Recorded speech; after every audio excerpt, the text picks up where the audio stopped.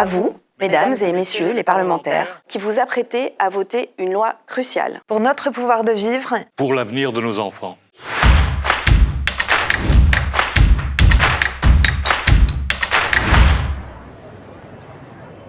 Alors que les grandes entreprises affichent régulièrement leur volonté de faire bouger les lignes dans le domaine écologique, ces effets d'annonce restent trop peu suivis d'actes. Les entreprises du CAC 40 sont sur une trajectoire qui nous conduit vers un réchauffement climatique de plus 3,5 degrés d'ici 2100. C'est bien au-delà de l'objectif de 1,5 degré inscrit dans l'accord de Paris. Plusieurs grandes entreprises françaises ont individuellement une empreinte carbone supérieure à celle de la France entière.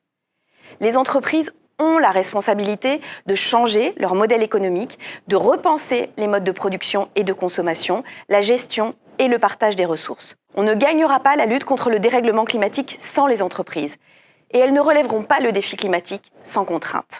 Pour le pacte du pouvoir de vivre, ces 63 organisations, ces millions de citoyens représentés, gouvernements et parlementaires doivent obliger les entreprises à travers la loi climat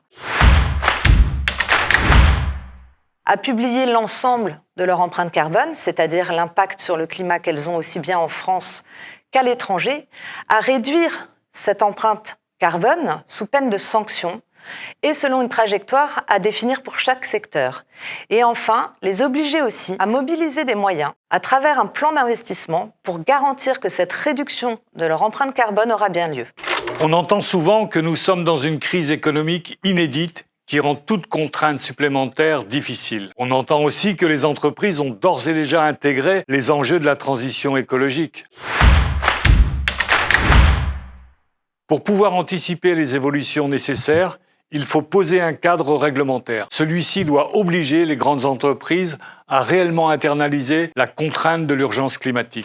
Quand se joue l'avenir de l'humanité, l'avenir de nos enfants, on doit pouvoir les transgresser. Et aujourd'hui, on devrait massivement investir dans la transition écologique, d'où émergera les emplois du futur pour nos enfants.